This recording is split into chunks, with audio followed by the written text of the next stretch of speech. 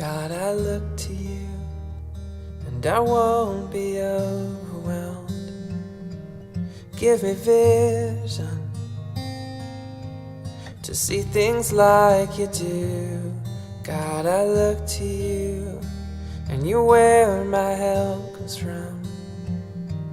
Give me wisdom, you know just what to do.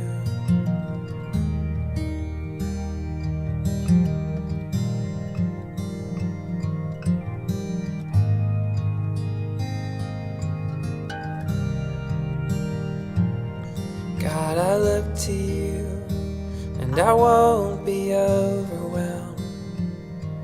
Give me vision to see things like you do. God, I look to you, and you're where my help comes from. Give me wisdom, you know just what to do.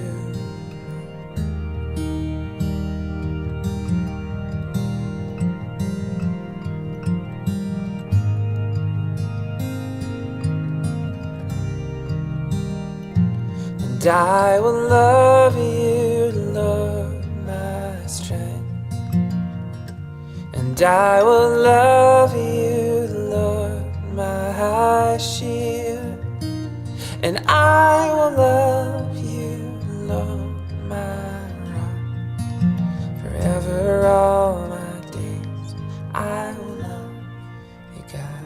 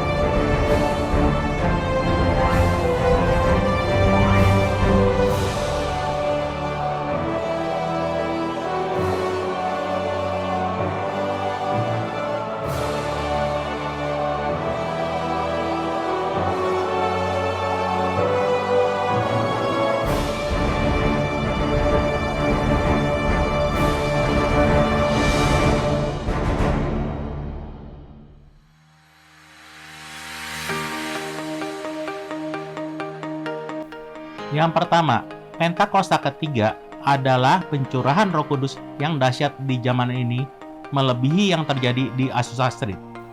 Yang kedua, Pentakosta ketiga akan mengakibatkan penuaian jiwa yang terbesar dan terakhir sebelum Tuhan Yesus datang kembali. Yang ketiga, Pentakosta ketiga akan membangkitkan generasi Yeremia, yaitu anak-anak muda yang dipenuhi Roh Kudus, cinta mati-matian kepada Tuhan Yesus, tidak kompromi terhadap dosa, dan akan bergerak untuk memenangkan jiwa. Yang keempat, Pentakosta ketiga lahir di Indonesia dan bergerak ke bangsa-bangsa. Gerakan ini dari timur ke barat dan akan kembali ke Yerusalem. Yang kelima, Pentakosta ketiga memberikan kita kuasa untuk menyelesaikan amanat agung. Setelah itu, Tuhan Yesus datang kembali.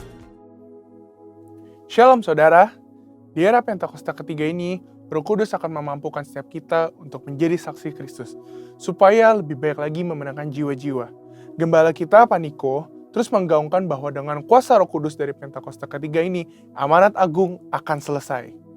Dalam Voice of Pentecost kali ini, kita akan menyampaikan satu pesan khusus bagi anak-anak muda.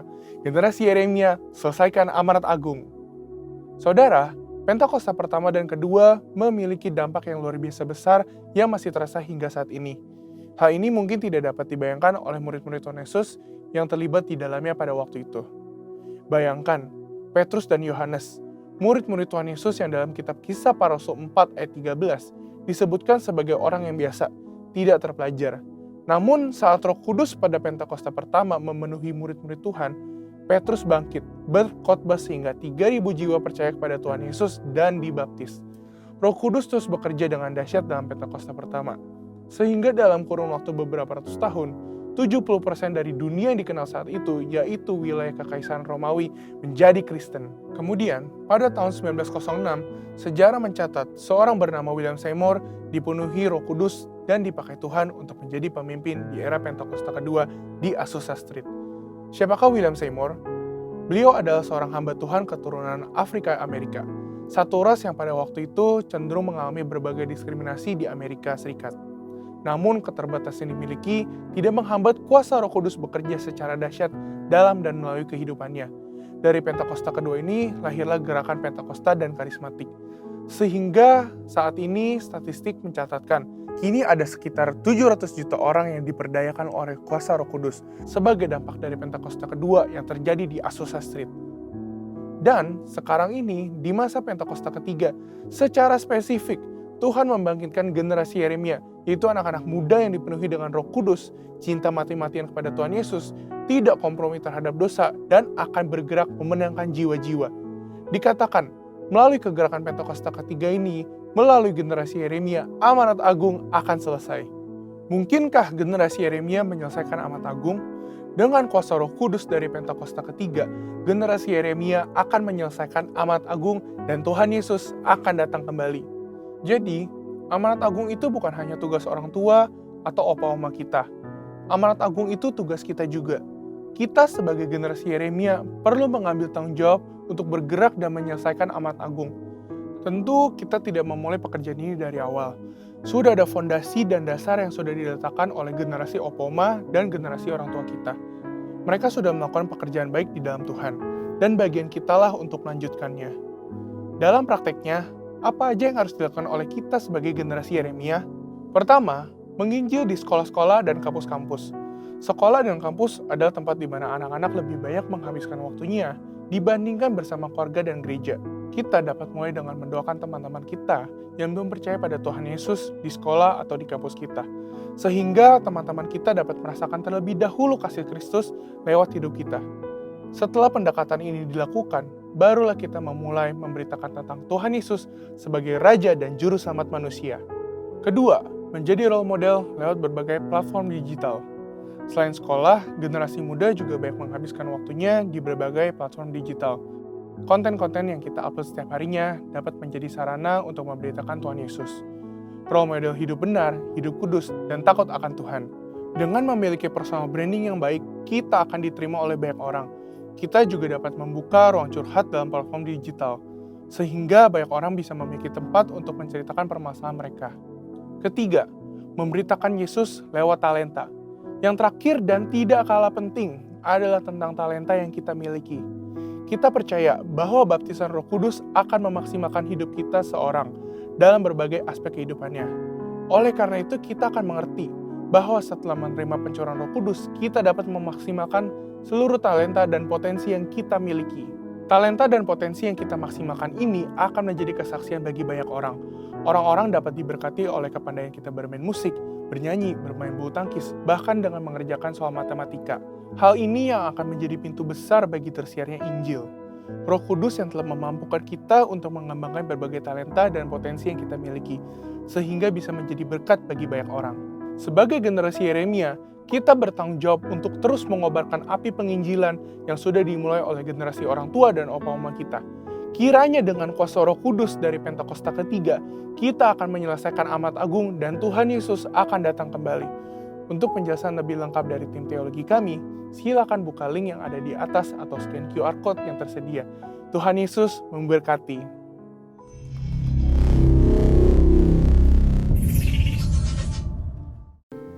Dalam lindungan Allah.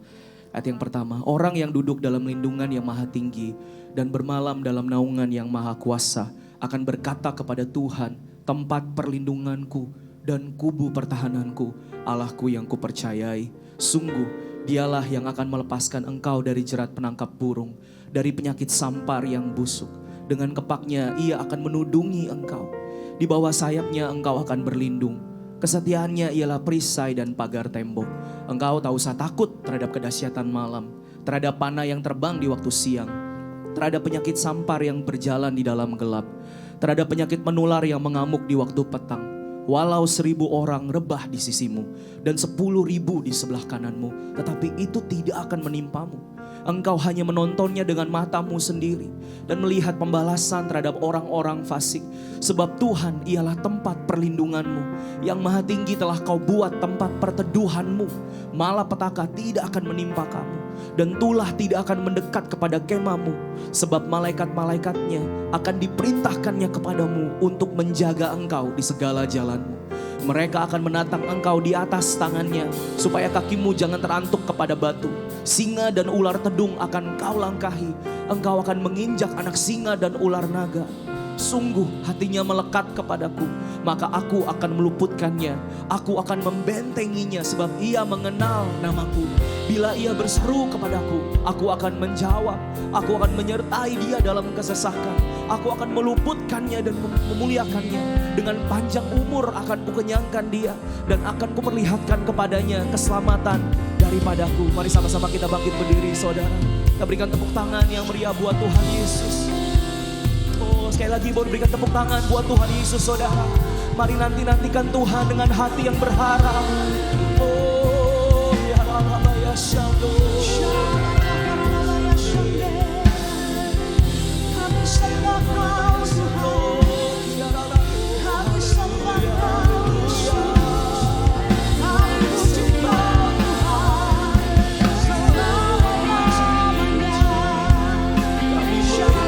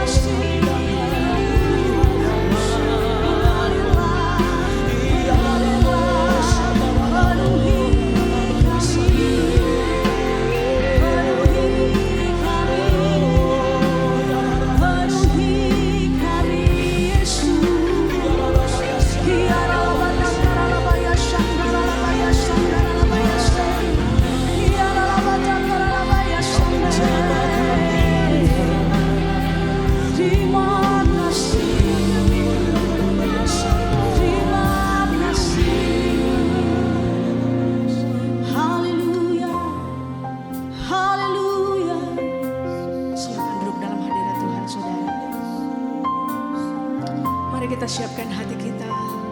Kita mau lebih lagi menyembah Yesus. Dia hadir di tempat ini. Dia melawat setiap kita. Buka hatimu. Fokus pagi hari ini hanya untuk menyembah Tuhan.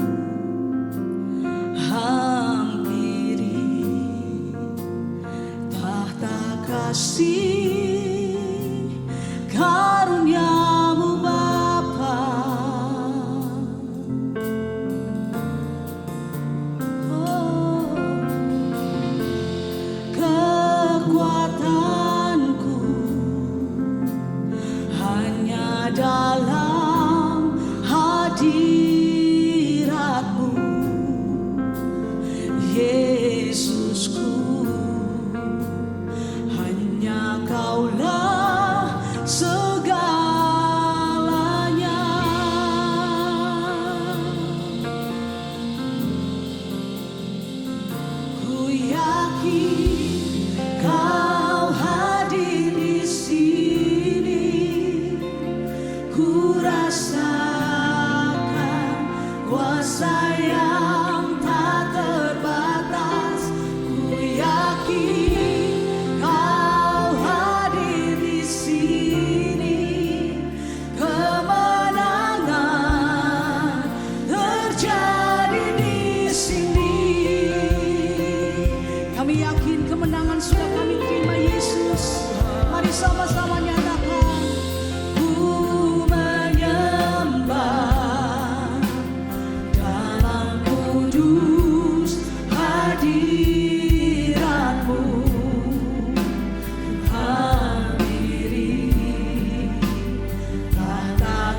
kasih karuniamu Bapa, kekuatanku,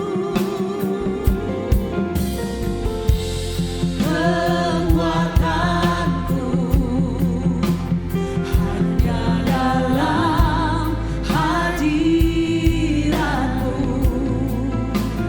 Yesusku. Hanya Kaulah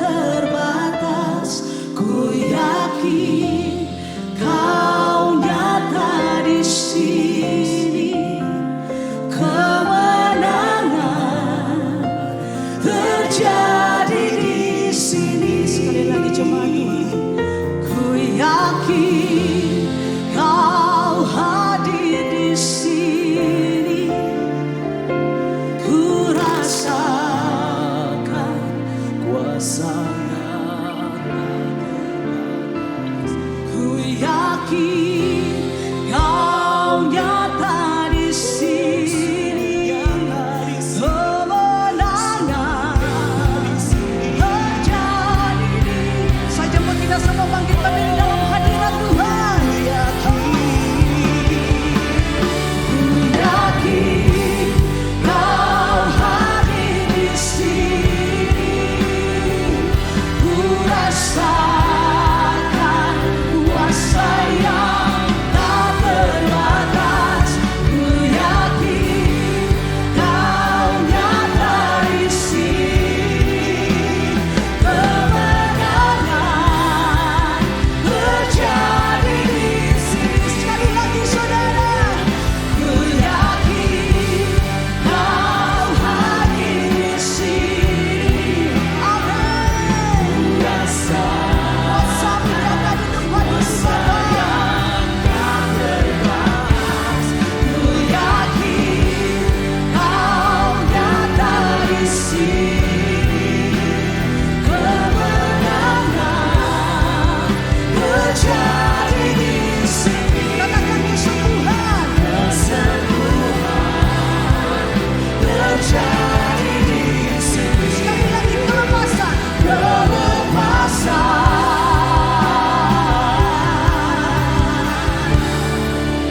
terjadi di sini. Berikan sorak-sorai bagi Yesus, Sang Raja Damai, Juru Selamat kita. Haleluya. Yang siap bersorak-sorai bagi Yesus, katakan amin. Coba lihat kiri kanan saudara, katakan Roh Kudus hadir di tempat ini, membakar setiap kita. Amin. Haleluya. Terima kasih Tuhan. Haleluya. Tuhan curahkan rohnya di tempat ini untuk kita semua. Amin. Sorakan haleluya.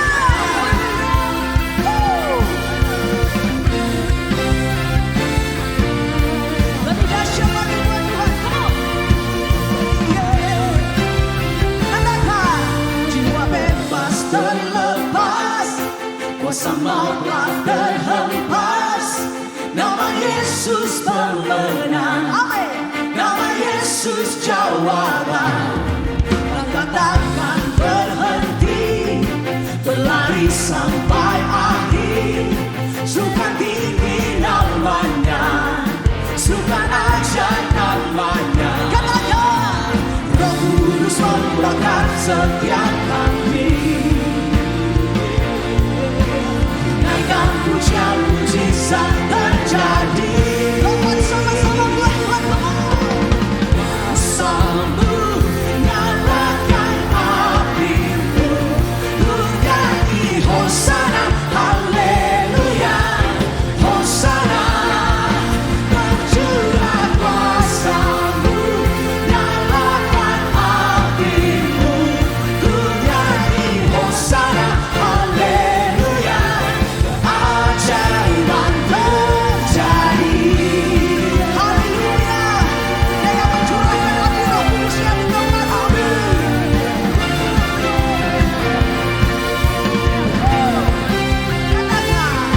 Katakan berhenti, berlari sampai akhir. Suka tinggi namanya, suka ajaib namanya. Roh Kudus membakar setiap kami. Amin, amin. Naikkan pujian mujizat terjadi. Lompat sama-sama. Menggali kuasamu, nyalakan apimu, ku nyanyi Hosana, haleluya. Hosana, tercurah kuasamu. Nyalakan apimu, ku nyanyi Hosana, haleluya. Keajaiban terjadi.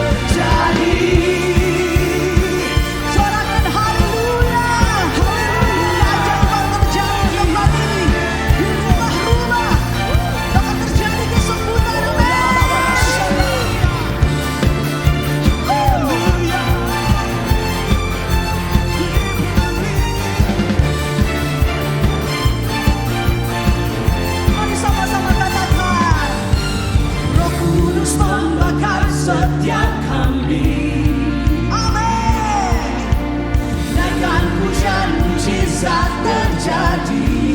Roh Kudus membakar, Roh Kudus membakar setiap kami. Amin. Naikkan pujian, mujizat terjadi. Semuanya angkat bagi Tuhan. Mengalir kuasa-Mu, nyalakan api-Mu.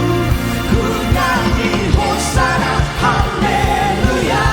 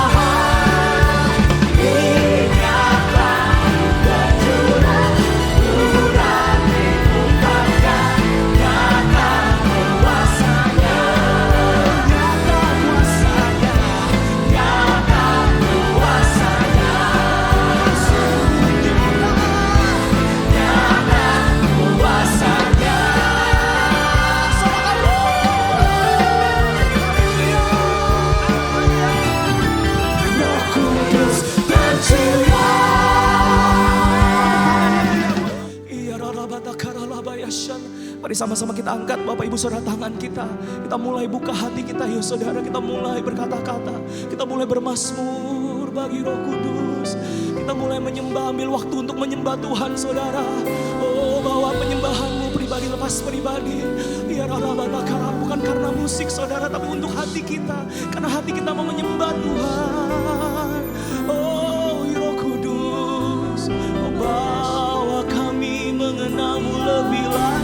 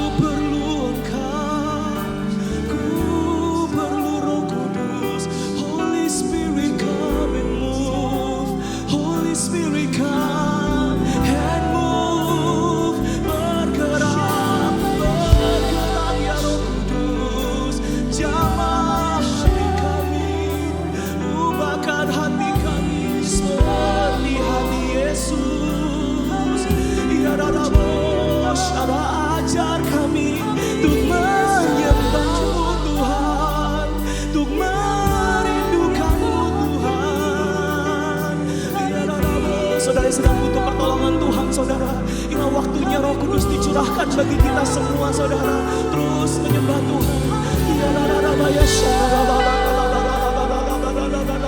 Kalau saudara ada yang lama udah gak baca firman, saudara lama gak menyembah Tuhan, this is the right time. Ini waktu yang tepat saudara. Ini janji Bapa dicurahkan bagi kita semua.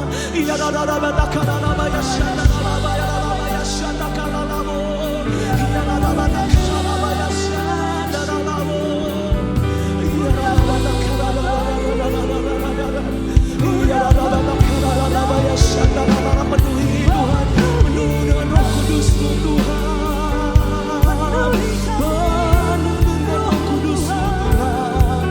Oh ya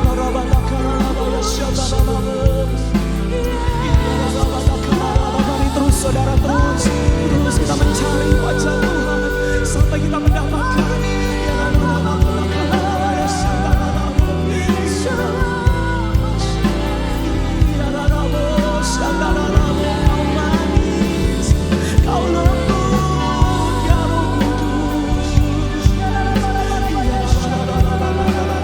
Menegur kami dengan lembut Tuhan, menasihati kami dengan lembut ya Tuhan, dan Kau mengingatkan kami kepada perkataan-perkataan Yesus.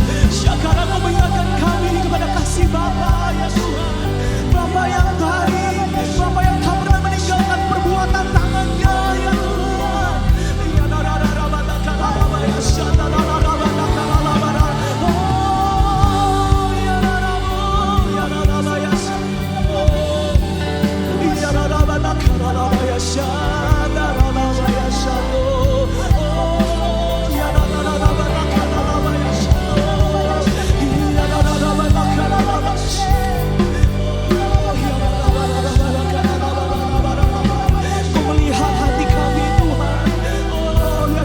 lebih dari perkataan mulut kami Tuhan.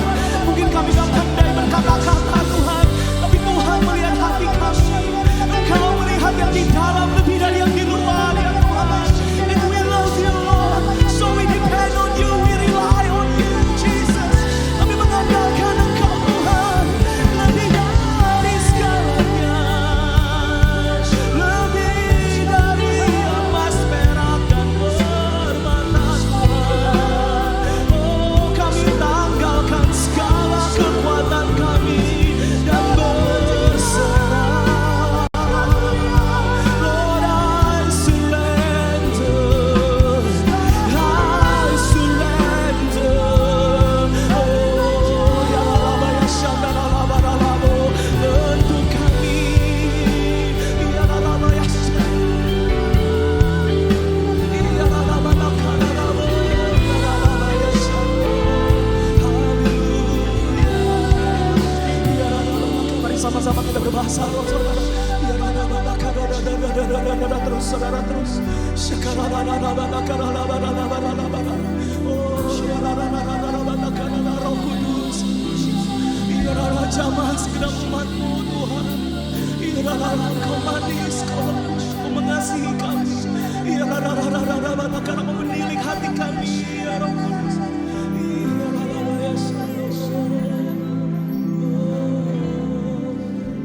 Mari bersama berkata, Allah Roh Kudus. Allah Roh Kudus, penuhi kami. Hati kami terbuka, ku rindu Kau selalu dalam hidupku. Allah Roh Kudus, Allah Roh Kudus, ubah hatiku jadi seperti-Mu. Jadikanku, cobalah ku rindu hadirat. Sampai mengangkat tangan kita berkata, ku sembah Kudus, Kudus, Kuduslah Tuhan, dan ku sanjung Kau mulia, oh mulia bagi-Mu Tuhan. Boleh beri tepuk tangan buat Tuhan Yesus, saudara. Oh Allah, Allah Roh Kudus, Allah Roh Kudus, penuhi kami. Ku rindu Kau selalu dalam hidupku.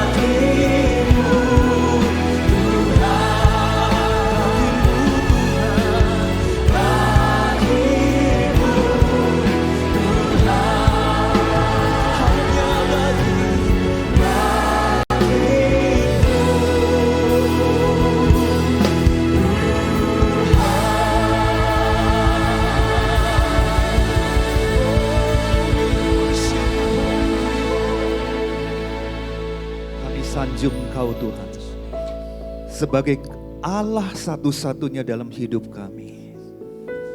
Engkau yang berkuasa di dalam hidup kami.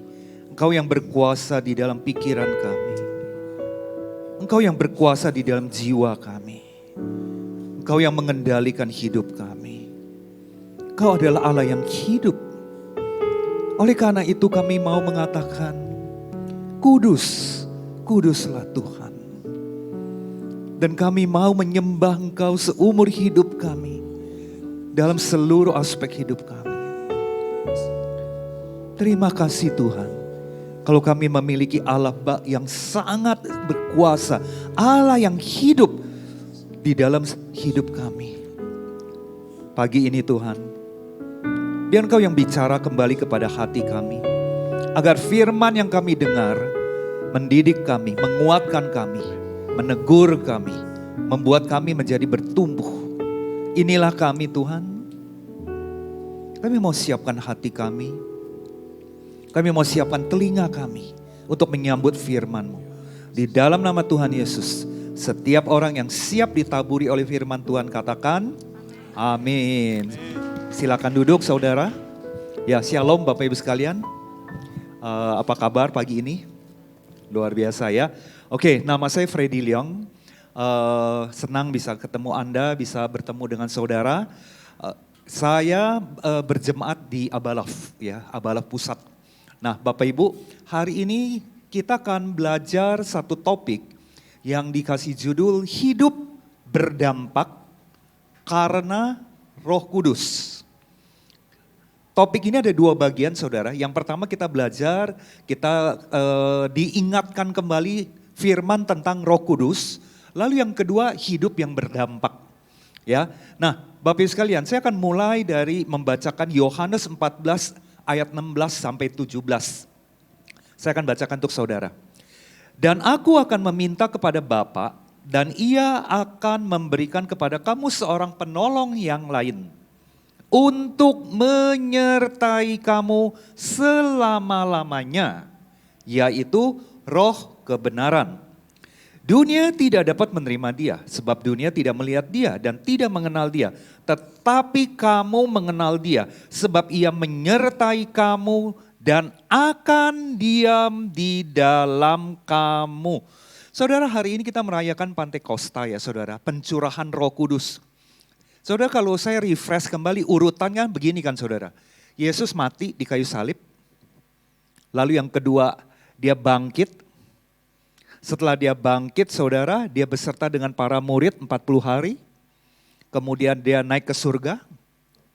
10 hari kemudian saudara, ya, Dia menjanjikan bahwa nanti ada sebuah kuasa. Ya, ada pencurahan Roh Kudus untuk kepada para murid-murid dan para pengikutnya. Nah, ini kita ada di Pentakosta. Penta itu artinya 5 ya saudara ya. 50 hari setelah Yesus mati, ya maka akan dicurahkan, ya ada pencurahan Roh Kudus. Nah, hari ini kita akan sedikit review lagi, mengingatkan kembali Roh Kudus itu apa sih? Ya, nah saudara kalau perhatikan Roh Kudus ini ketika saudara murid-muridnya berkumpul dicurahkannya Roh Kudus Bapak Ibu, maka yang terjadi ada sebuah kuasa dari Allah. Kuasa dari surgawi Bapak Ibu sekalian. Kuasa apa Bapak Ibu? Ada kuasa rohani. Ada sebuah kekuatan buat para pengikut Kristus untuk menginjil, untuk memberitakan ya kabar baik, untuk memberitakan kebangkitan Yesus, untuk melayani orang yang terhilang, untuk memperlihatkan kasih Allah kepada dunia ini. Nah, jadi kalau saudara perhatikan, apa sih tujuannya pencurahan Roh Kudus ini Bapak Ibu? Kenapa kita perlu hidup di dalam kuasa Roh Kudus? Saudara, kalau kita bicara kata Roh Kudus, roh R-nya gede ya Bapak Ibu. Kalau dalam bahasa Yunaninya itu disebutnya ruah. Ruah ini artinya power, kuasa. Ya, jadi contoh saya kasih saudara sebuah ilustrasi misalnya, air terjun Bapak Ibu. Air terjun yang begitu dahsyat itu mengandung power. Kalau diolah oleh sebuah mesin pembangkit listrik, maka dia akan menghasilkan listrik. Dan listrik ini akan bisa dipakai untuk berbagai keperluan hidup manusia. Ya, kalau kita lihat juga matahari Bapak Ibu, matahari ya kalau kita tangkap dengan sebuah solar ya, solar cell Bapak Ibu, menangkap energinya, maka akan menghasilkan sebuah kekuatan, menghasilkan sebuah power, menghasilkan sebuah kuasa. Untuk apa Bapak Ibu? Sebuah kehidupan. Nah, Roh Kudus adalah sebuah power, sebuah kuasa, sebuah kekuatan yang dari Allah yang diberikan kepada kita. Jadi Bapak Ibu, Yohanes 14 ayat 16-17 ini, Yesus belum naik ke surga Bapak Ibu. Tapi dia berjanji, nanti nih katanya, ada waktunya. Aku naik ke surga. Ketika saudara saya dan saudara masih hidup, ada yang namanya penolong. Makanya disebutnya penolong yang lain. Untuk menyertai kita selama-lamanya. Disebutnya roh kebenaran. Ya, kamu mengenal dia sebab ia menyertai kamu dan akan diam di dalam kamu. Jadi Roh Kudus itu ada diam di dalam diri kita. Tapi ini dengan syarat ya saudara ya, ada syarat. Nanti kita belajar sebentar ya. Nah, apa sih arti penting pencurahan Roh Kudus bagi orang Kristen buat orang-orang seperti kita? Ya, di mana Roh Kudus itu dicurahkan kepada murid-muridnya, kemudian ini diteruskan. Jadi dikatakan Roh Kudus itu akan dicurahkan kepada orang yang percaya dan mengikuti Kristus, yang hidupnya bertobat, yang mengalami pemulihan. Nah, apa makna pencurahan Roh Kudus buat orang-orang seperti kita? Saya mencoba menjelaskan dengan bahasa yang sangat sederhana, kehidupan sehari-hari Bapak Ibu. Saya tidak terlalu akan menggunakan doktrin dan teologi yang terlalu jelimet, ya karena ini bukan forumnya. Ya, nah saudara, apa artinya Roh Kudus buat hidup kita sebagai orang Kristen? Begini loh Bapak Ibu. Saudara setelah terima Yesus, saudara dibaptis, ya saudara bertobat. Ya, pertanyaan saya begini saudara, setelah itu saudara ngapain? Sebagai orang Kristen ngapain setelah itu? Datang ke gereja, ikutan komsel, ikutan kul, ikutan family altar. Seminggu sekali ikutan komsel, minggu ikutan ibadah raya. Setelah itu ngapain Bapak Ibu? Ya, apakah kita tunggu dipanggil Tuhan check out dari muka bumi ini, setelah itu ya udah gitu aja. Nah, Bapak Ibu pasti enggak. Tuhan punya misi di dalam hidup kita. Nanti kita akan belajar misinya apa. Tuhan punya sebuah mandat buat diri kita. Jadi ada tujuannya. Ya, jadi hidupnya bukan hanya datang ke gereja, datang ke komsel Bapak Ibu sekalian. Untuk menjalankan misinya Tuhan, kita nggak bisa sendirian. Karena kita akan melawan berbagai kuasa-kuasa pengaruh-pengaruh dunia ini. Oleh karena itu kenapa Roh Kudus itu dikasih kepada kita untuk menolong kita melakukan misinya Tuhan. Nah, jadi Roh Kudus itu maknanya buat kita tuh apa? Yang pertama, menghibur kita. Ketika kita menjalankan misinya Tuhan, Bapak Ibu, kan gak gampang. Sulit banget loh saudara. Ya, kita akan banyak menghadapi tantangan. Nah, disitulah Roh Kudus menjadi penghibur kita. Dan dia juga akan menjadi penolong kita. Yang kedua Bapak Ibu, Roh Kudus juga akan membantu kita mengalami perubahan. Bapak Ibu sekalian, saya di Abalov itu sejak tahun 93 Bapak Ibu. Saya lulus kuliah, saya kuliah di Amerika, pulang ke Indonesia tahun 93 saya join Abalov. 93 sampai 99 saya dengan istri saya hanya datang ke gereja gitu aja. Datang, pulang, gak kenal siapapun. Hampir 8 tahun kali ya, hampir 6 tahun, 7 tahun. Nah kebetulan kami datang ke gereja Abalov yang edisinya adalah Mandarin punya.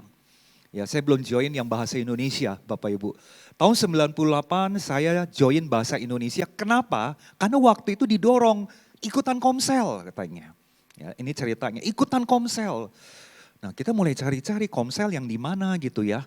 Nah saudara, tahun 93 sampai 98 kita nggak kenal siapa-siapa. Kita nggak terlibat di komsel, kita hanya datang di ibadah. Ketika kita ada problem ngadepin berdua, ketika lagi berantem juga ngadepin berdua, ketika lagi sedih juga ngadepin berdua. Ya kita merit tahun 93 Bapak Ibu sekalian. Jadi 3 tahun 5 tahun pertama itu pernikahan kita wadaw kacau balau Bapak Ibu sekalian.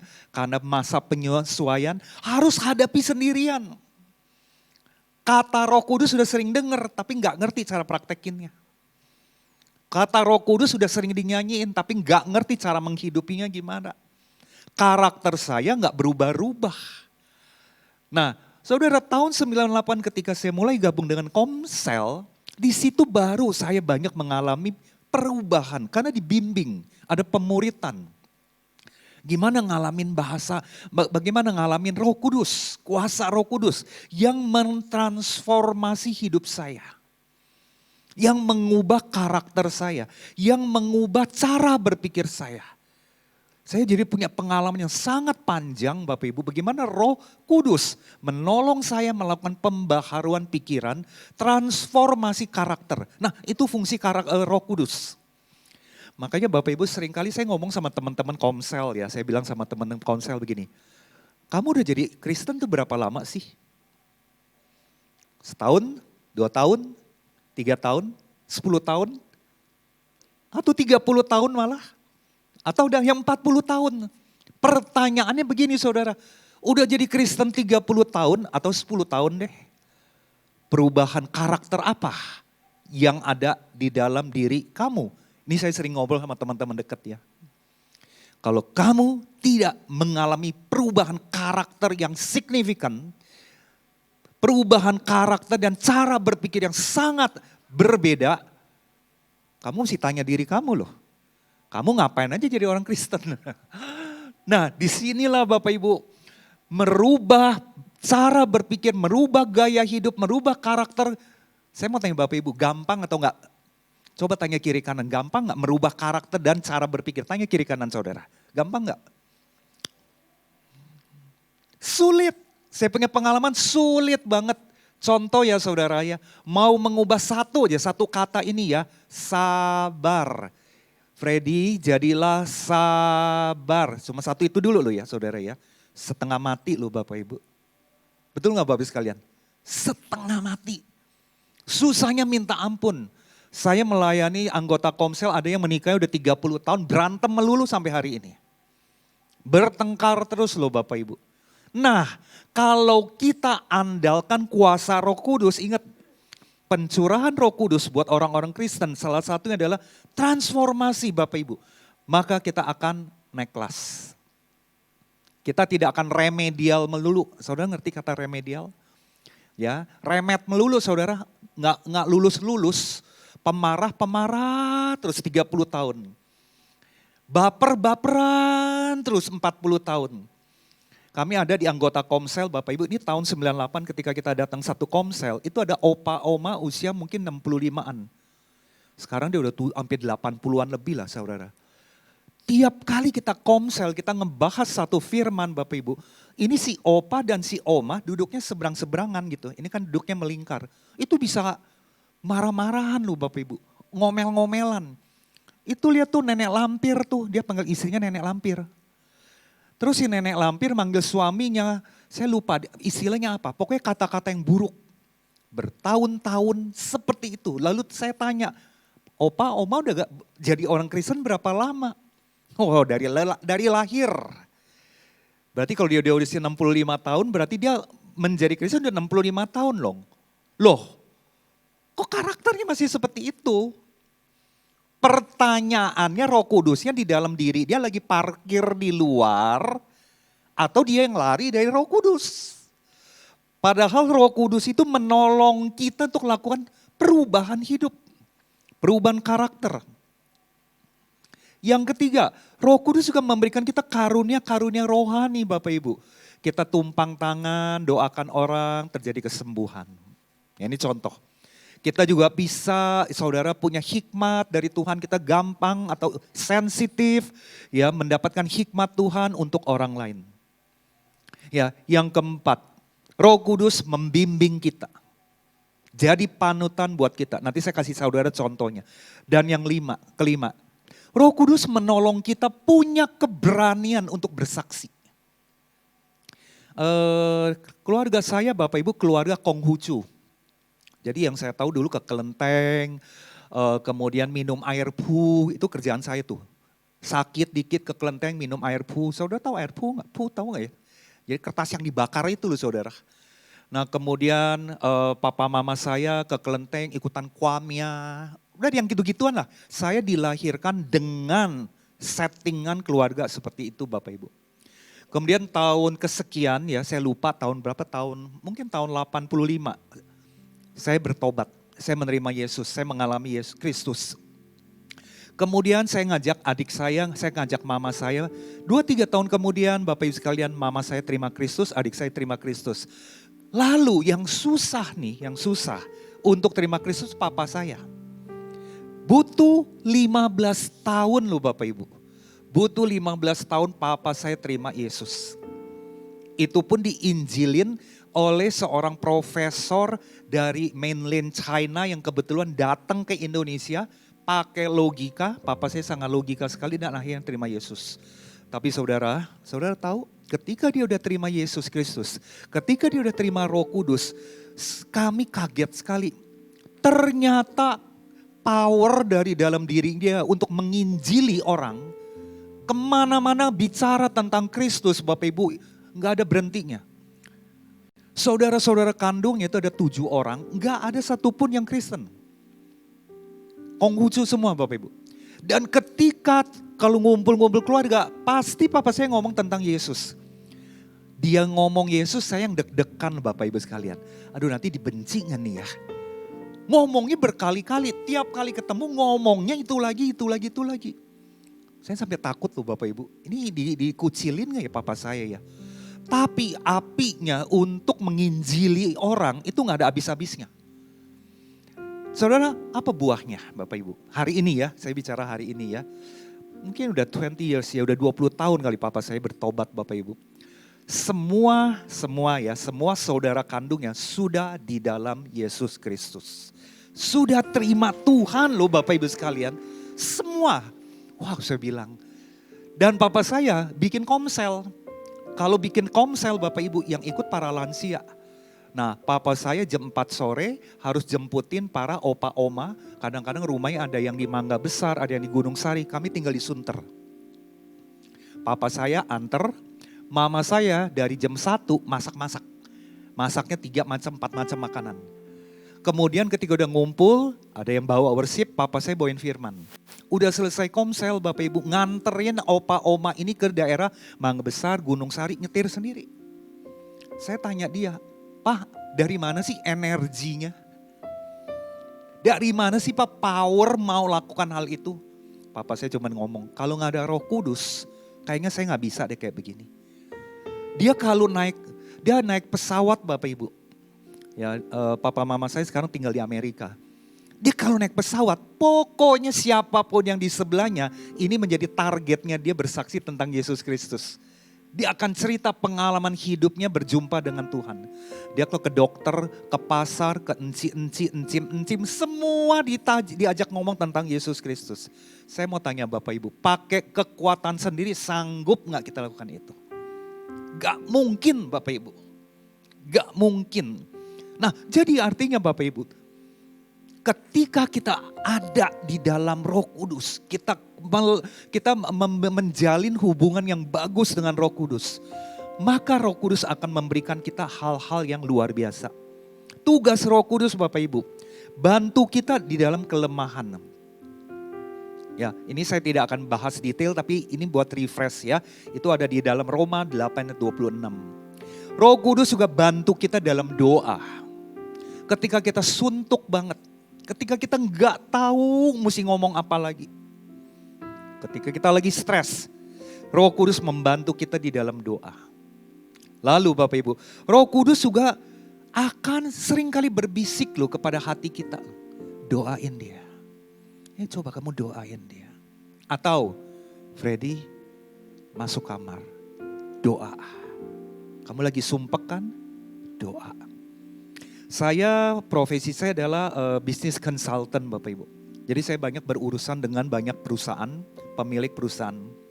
Saya seringkali dapat kasus kalau di dalam ketemu klien saya yang susah-susah. Saya kan permisi sebentar ke toilet. Dalam perjalanan ke toilet, saya minta Tuhan tolong saya Tuhan. Saya mesti ngapain nih Tuhan? Kadang-kadang berbahasa roh. Ya, tapi nggak keras-keras lah saudara ya, dalam hati. Tuhan, aku mesti ngomong apa ya Tuhan ya? Nah disitulah saudara, Roh Kudus itu ada. Dia akan secara halus ngomong kepada kita. Akan memberikan kita pengarahan. Saya sering banget ngalamin itu. Apalagi saudara, tugas Roh Kudus. Roh Kudus mengingatkan kita tentang kehendak Tuhan itu apa. Suatu saat Bapak Ibu sekalian, saya melayani, ini ketika lagi COVID ya. Anggota Komsel kami itu ada satu orang tinggalnya Los Angeles. Jadi ketika lockdown, kita tiap pagi ada mesbah pagi. Ya, dan dia cerita dia punya problem. Kita cuma berlima. Dia punya problem Bapak Ibu dengan istrinya, menikah udah 25 tahun, bertengkar tiap hari. Urusan kunci lupa taruh di tempat, ya sendal taruhnya berantakan, itu bisa ributnya hebat. 25 tahun dia pusing, dia merasa tidak nyaman, dia merasa dia tidak suka, dia tidak bahagia dengan pernikahannya dia. Jadi dia cerita itu udah berkali-kali ketika pertemuan Komsel. Nah suatu saat saya tanya dia, mau gak kamu ketemu dengan istri kamu, kita di Zoom, ya kita ngobrol deh. Ya kalau bahasa keren kan namanya konseling ya saudara ya. Nah konseling suami istri lewat Zoom, istri saya juga saya ajak. Cerita tuh versi suami begini, versi istri begini. Gak ada yang mau ngalah saudara. Masing-masing punya cara berpikir beda-beda. Hampir sejam loh Bapak Ibu. Saya pengen tahu aja sikap mereka tuh seperti apa. Setelah sejam kira-kira saya bilang, saya ajak mereka begini. Yuk kita doa yuk, kita doa. Dan saya lalu ngomong sama dia begini. Kamu doa ya, suami kamu doa, istri kamu doa ya. Bukan saya ngedoain loh. Sekarang kamu doa, tanya Roh Kudus, perkataan saya. Tanya Roh Kudus, kamu harus bagaimana?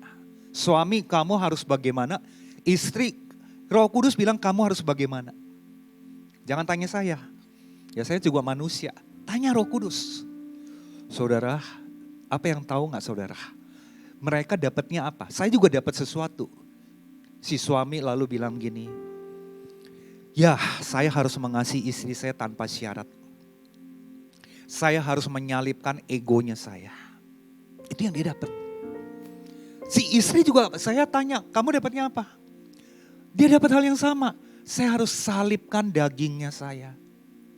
Saya harus salibkan mulutnya saya. Saya pun dapat saudara.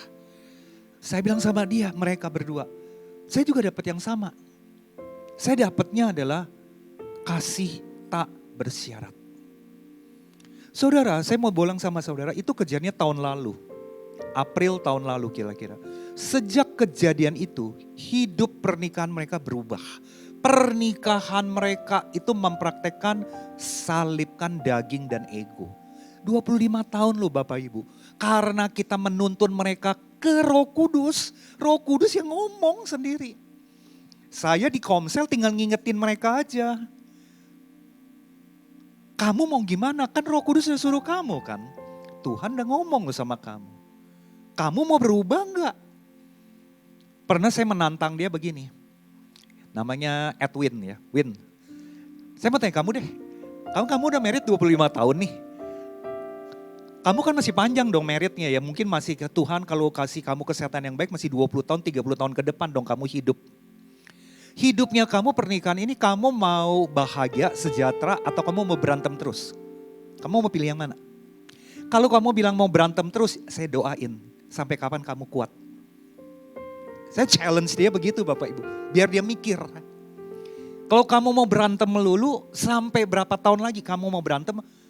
Pokoknya kalau kamu udah bonyok, babak belur, menyerah, aku doain lagi.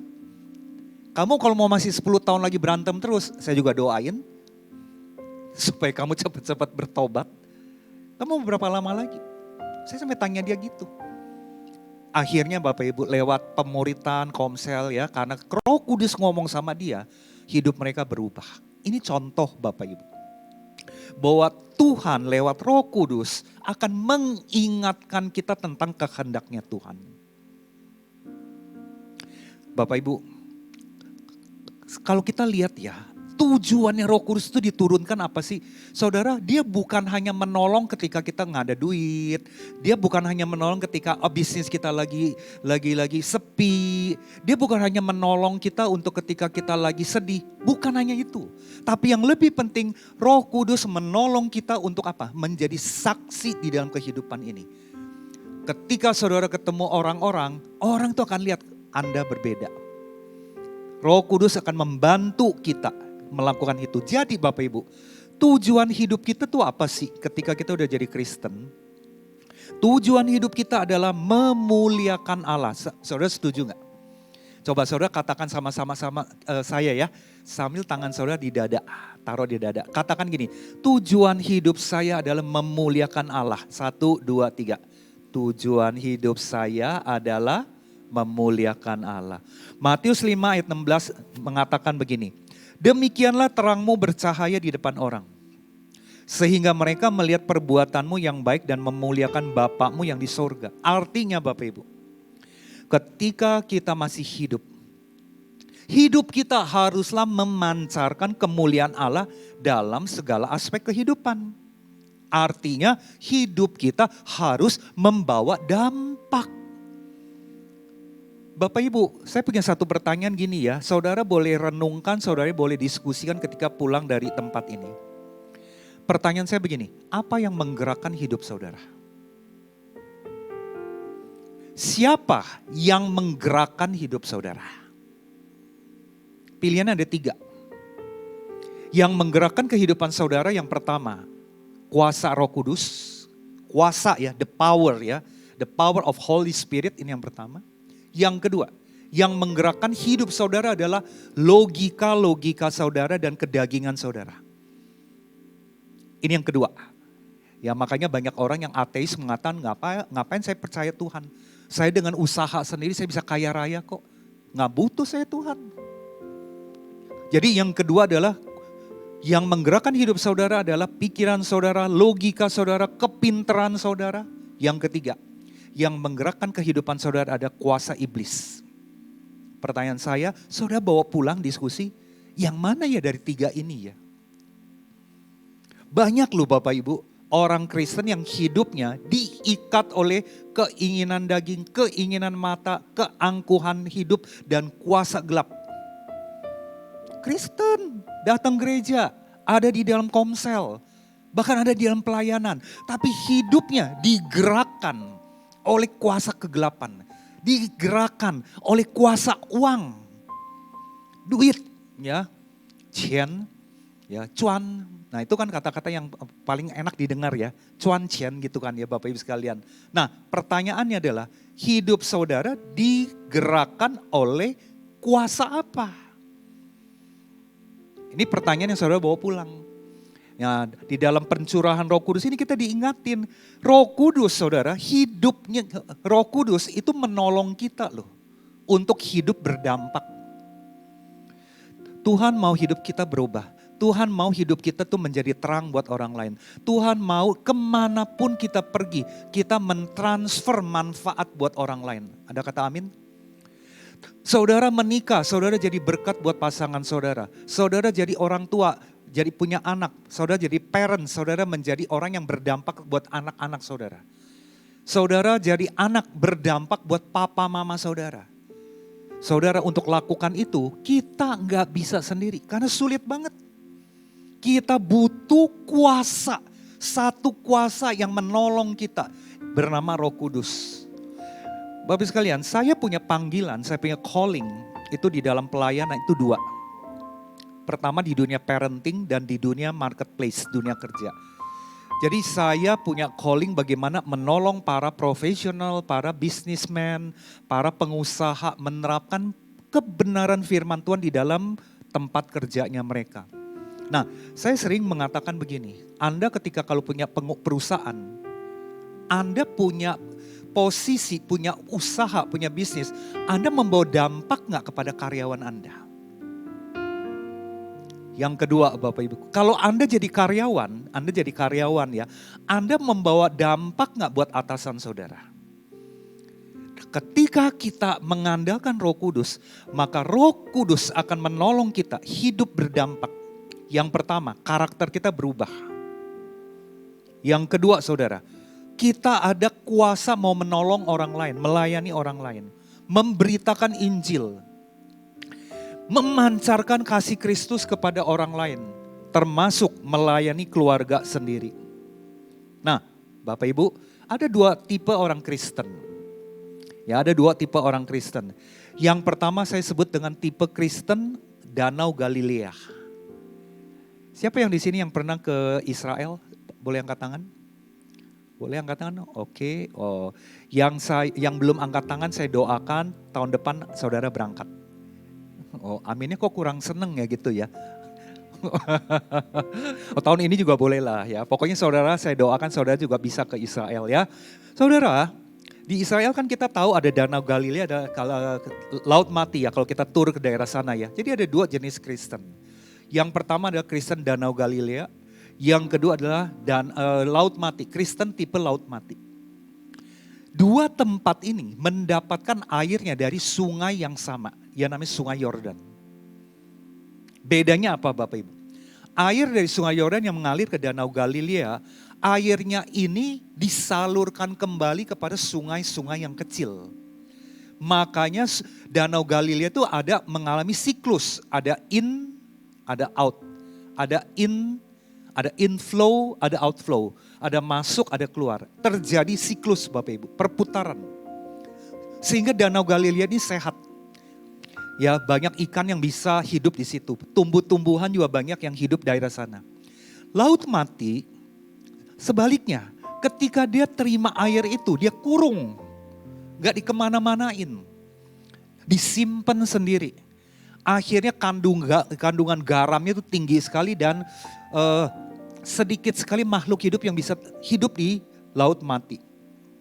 Bapak Ibu, Kristen yang tipe Danau Galilea, ketika dia menerima kuasa Roh Kudus, ketika dia dapat berkat hidupnya dari Tuhan, dia akan salurkan hidupnya berdampak, bermanfaat buat orang lain. Sehingga ada in, ada out. Ada in, ada out. Sehingga apa Bapak Ibu?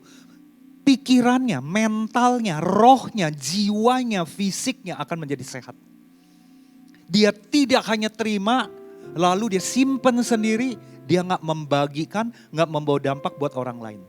Nanti saya akan ajak Anda melihat sebuah penelitian ya. Kristen yang tipe Danau Galilea, hidupnya 100 tahun kemudian, anak cucu cicitnya itu seperti apa? Dan untuk melakukan itu Bapak Ibu, tidak mungkin bisa sendirian. Pakai kekuatan kita sangat sulit. Tapi ingat, kita jadi anak Tuhan, kita punya kuasa Roh Kudus. Kuasa Roh Kudus ini ada di dalam diri kita, tinggal diaktifkan, tinggal kita connect, itu yang memampukan kita untuk kita menjadi berkat buat orang lain. Sedangkan yang tipe orang Kristen Laut Mati, beda. Kristen Laut Mati Bapak Ibu, pokoknya modelnya adalah untuk saya, pengennya dilayani, pengennya diberkati, hanya untuk saya dan untuk saya. Buat orang lain gak punya waktu. Saya gak tahu tempat Bapak Ibu ya. Banyak loh saudara, orang sekarang disuruh ikut pelayanan susahnya minta ampun. Ayo dong pelayanan jadi berkat gitu ya. Doain orang kalau gak bisa dan sebagainya. Nah, kebanyakan kalau ada orang diajak pelayanan, Bapak Ibu sekalian, jawabannya apa Bapak Ibu? Sibuk. Ya. Waktu belum menikah, diajak pelayanan, oke. Tapi ada motif. Tujuannya adalah cari pacar. Kan gitu kan ya? Nggak salah sih cari pacar di gereja ya, daripada carinya di diskotik, betul nggak Bapak Ibu? Ketika Tuhan udah kasih berkat, dapat pacar, ya, kemudian diizinkan Tuhan menikah dong. Nah Tuhan bilang ketika kamu udah menikah, muliakan pernikahan kamu untuk Tuhan. Pakai pernikahan kamu untuk memuliakan Dia. Nah saudara, ketika dia udah nikah, ya dua-duanya sebelum nikah pelayanan. Tapi setelah nikah Bapak sekalian, mulai dong tahap yang selanjutnya hamil. Ayo dong pelayanan. Aduh bro, sibuk, gak bisa. Aku kerja, istriku juga kerja. Istriku juga lagi hamil nih, badannya gak fit. Nanti ya, kalau anak udah ngebrojol. Nah kalau jadi pemimpin komsel, mesti sabar dong saudara ya, ngadepin model-model kayak gini dong ya. Nah ketika udah punya bayi, udah punya anak Bapak Ibu, udah melahirkan, ya anaknya udah 6 bulan, udah setahun, diajak lagi dong, pemimpin sel kan gak boleh give up. Ayo dong bro, pelayanan, supaya kamu tetap rohaninya tetap terbangun. Aduh bro sibuk, gak bisa. Ya, yuk kayak gak tahu aja nih kita masih punya baby, kita masih punya bayi, sering tidurnya begadang. Nanti ya bro ya, tunggu anak gedean dikit. Nah, pemimpin sel mesti sabar lagi dong, betul gak Bapak Ibu? Ketika anaknya udah 1 tahun, 2 tahun, 3 tahun diajak, ayo dong melayani. Jawabannya selalu sibuk. Ya tunggu bro, anak-anakku masih aktif banget nih usia 2 tahun, 3 tahun nanti ya. Ketika anaknya udah mulai masuk TK, Bapak Ibu sekalian diajak lagi, bro ayo dong pelayanan. Jawabnya tetap sama gak saudara? Sibuk. Anak udah mulai sekolah, ngajarin matematik. Waduh lu kayak gak tahu aja, gue kerja, bini gue juga kerja. Ngajarin anak sekolah, gak ada waktu. Saudara, saya mau tanya Bapak Ibu, ini tipe Kristen Charles gak? Charles itu adalah cari alasan. Ini tipe Kristen Charles Bapak Ibu. Gak mau melayani. Nah ini adalah tipe yang saya sebut dengan tipe laut mati. Hanya untuk saya. Padahal Tuhan mau memuliakan dia. Hidup berdampak. Ya, ketika kita melayani Tuhan Bapak Ibu, hidup kita berdampak. Roh Kudus kita libatin. Wow, itu luar biasa. Ada kata amin? Saya mau ajak saudara coba hitung-hitungan ya.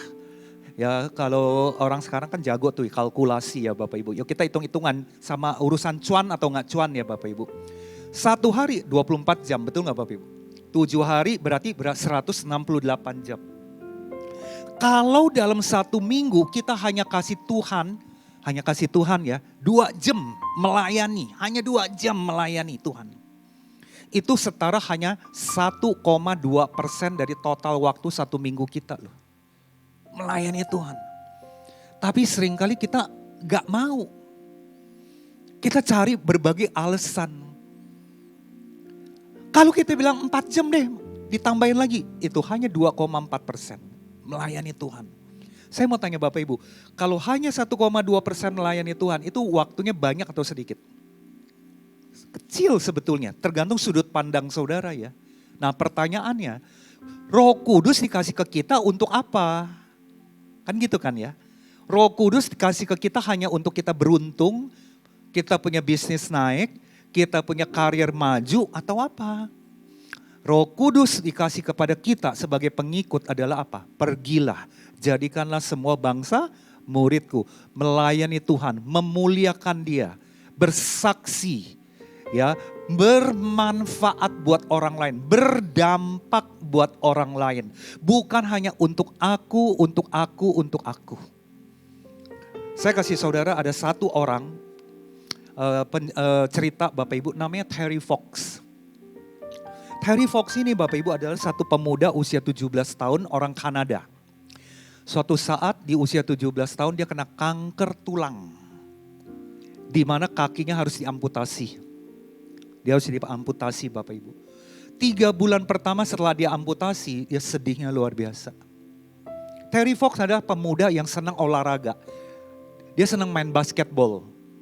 Saudara bisa kebayang ya, tiba-tiba usia 17 tahun kena kanker, harus diamputasi, gak bisa main basketball, hanya di kamar tidur ya Bapak Ibu sekalian, hanya bolak-balik ke rumah sakit. Setelah 3 bulan lebih, tiba-tiba Tuhan bicara sama dia. Terry Fox, apa yang masih kamu punya? Lalu Terry Fox bilang gini, Aku punya dua kaki, dua tangan, satu kaki, dua mata, otak yang masih waras. Tuhan bilang, pakai sisa apapun yang ada di dalam tubuh kamu untuk memuliakan aku. Lalu tiba-tiba dia punya inspirasi. Dia mau kumpulin dana untuk yayasan research kanker buat anak-anak muda dan anak-anak kecil. Akhirnya Terry Fox bikin sebuah kegerakan yang namanya Marathon of Hopes. Maraton harapan. Caranya adalah begini Bapak Ibu. Dia akan keliling kota, dia tinggalnya di Kanada Timur. Dia rencana dia mau tiap hari jalan kaki dari Kanada Timur menuju Vancouver. Vancouver itu Kanada Barat. Ya saudara tahu kalau yang pernah ke Kanada ya, Kanada itu kotanya berbukit-bukit Bapak Ibu. Setengah mati lu yang cuma punya satu kaki jalan Bapak Ibu. Tapi dia bilang saya tiap hari akan 6 jam jalan dari Kanada Timur ke Barat untuk kumpulin menggalang dana. Dan dia bikin satu kegerakan, setiap orang yang saya jumpai mau gak Anda donasi $1. Hanya $1 untuk menolong yayasan kanker. Akhirnya dia jalanin Bapak Ibu sekalian. Dia baru jalani ini belum sampai setengah tahun. Tiba-tiba kankernya menjalar ke paru-paru dan akhirnya singkat cerita dia meninggal. Foto yang saudara lihat ini adalah perjalanan dia pakai satu kaki palsu Bapak Ibu. Dan di mobil di belakang itu ditemenin oleh polisi dan adiknya. Tapi saudara, Terry Fox meninggalkan dunia ini. Dia meninggalkan sebuah warisan, hidup dia bermanfaat dan berdampak buat banyak orang. Terkumpul 24,1 juta US dollar Bapak Ibu. Pertanyaan saya, ya Bapak Ibu sekalian, hidup saudara, hidup saya dan saudara, kita mau pakai untuk apa? Kita mau manfaatkan buat siapa? Saudara mau jadi laut mati atau mau jadi danau Galilea? Saudara, untuk menjadi danau Galilea, plusnya kita punya Roh Kudus yang menolong kita, memampukan kita. Bukan kekuatan sendiri. Dan saudara, apa dampaknya kalau kita mengandalkan Roh Kudus, membangun karakter kita, membangun hidup kita, dan kita berdampak buat orang lain. Ya, kita pakai kuasa Roh Kudus yang menjadi sentral di dalam kehidupan kita. Apa dampaknya buat kita, keluarga, dan keturunan kita? Saya akan berikan saudara sebuah hasil penelitian. Ya, jadi abad 18 Bapak Ibu, ada dua pria yang hidupnya di kota yang sangat berbeda dan tidak kenal satu sama yang lain. Yang pertama namanya Jonathan, yang kedua namanya Max. Jonathan tidak percaya Tuhan, Jonathan takut akan Tuhan. Jonathan itu punya sikap yang rendah hati dan takut akan Tuhan. Max tidak kenal Tuhan, ateis. Saudara, kalau saya bilang kenal Tuhan, betul-betul dia hidup di dalam kuasa Roh Kudus loh saudara. Hidup di dalam Tuhan. Betul-betul menghormati Tuhan dalam aspek hidupnya. Nah, dua orang ini 100 tahun kemudian ada seorang peneliti meneliti keturunan-keturunan dia itu hidupnya seperti apa Bapak Ibu. Saya akan bacakan keturunannya Jonathan Bapak Ibu. Bukan 100 tahun ya, 1000 tahun lebih. 1000 tahun kemudian ternyata Bapak Ibu ada 13 orang menjadi rektor, 65 orang jadi profesor, 3 orang terpilih jadi senator, 30 orang jadi hakim, 100 orang jadi pengacara, 75 orang jadi militer, dan seterusnya. Ada yang jadi wakil presiden, ada yang jadi istri presiden, ada orang yang menjadi menteri keuangan Amerika, Bapak sekalian, keturunan sampai cucu cicitnya, orang-orang yang terhormat. Hidupnya membawa dampak karena kuasa Roh Kudus. Sedangkan si Max, punya keturunan 540. Saya ralat ya Bapak Ibu, saya punya informasi saya ralat. Penelitian ini benar, 100 tahun kemudian diteliti seperti apa. Jonathan punya 1000 orang keturunannya yang diteliti. Sedangkan Max 540 orang keturunan yang diteliti.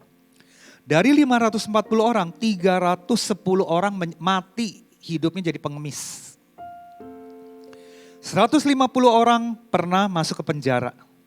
7 orang pembunuh, 100 orang lebih adalah pemabuk. Dan keturunannya itu merongrong keuangan negara hampir 1,25 juta US dollar. Saudara, ini adalah sebuah penelitian. Kita hidupnya mau seperti apa? Hari ini kita memperingati Pentakosta ya saudara ya, pencurahan Roh Kudus.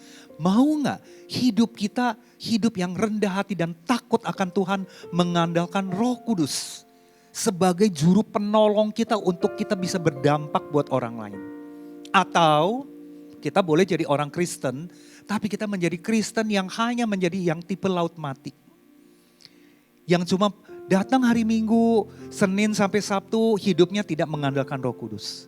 Hidupnya kacau, tidak ada transformasi, tidak ada perubahan karakter. Kita mau yang mana?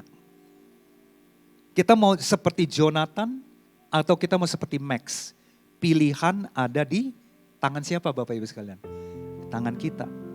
Dan saya mendorong Bapak Ibu sekalian, ketika saudara dengar firman ini, ya penerapannya, bagaimana Roh Kudus kalau kita betul-betul kita bergaul akrab dengan Roh Kudus.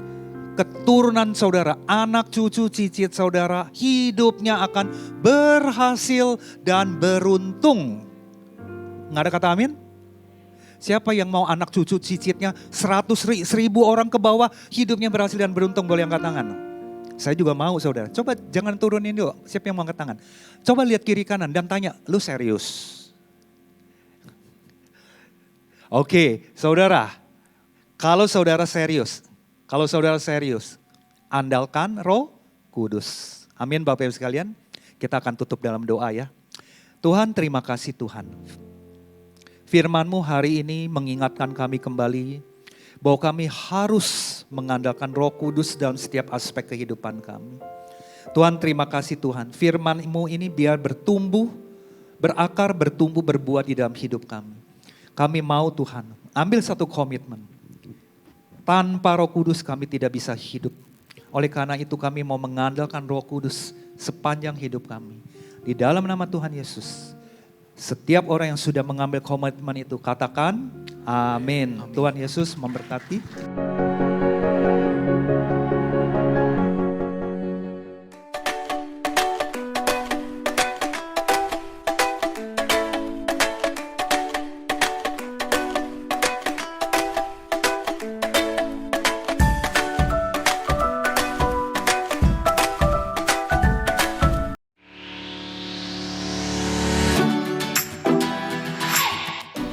Hai Church, berikut merupakan pengumuman GBI Puri Indah untuk minggu ini.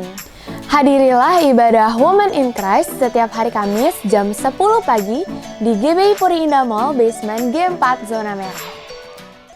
Shalom saudara sekalian, saya mengajak Bapak Ibu Saudara semua untuk hadir dalam Intergen Prayer Night yang akan diadakan mulai bulan Juni setiap hari Selasa di GBI Puri Indah Mall Zona G4 Merah.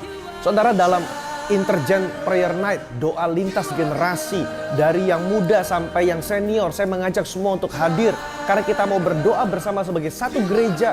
Saudara yang butuh pertolongan dalam hal kesembuhan, pergumulan hidup, saudara membutuhkan jamahan Tuhan, mari datang, ajak keluarga. Dan saya percaya doa orang benar bila dengan yakin didoakan sangat besar kuasanya. Sampai jumpa saudara. Baptisan air akan dilaksanakan pada tanggal 24 Juni 2023. Bagi Bapak Ibu yang ingin mendaftar paling lambat tanggal 18 Juni 2023. Untuk informasi lebih lanjut dapat mengunjungi counter setelah ibadah selesai. Kau lebih tahu yang terbaik bagiku.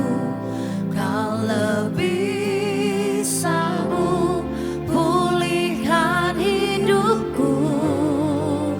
Ku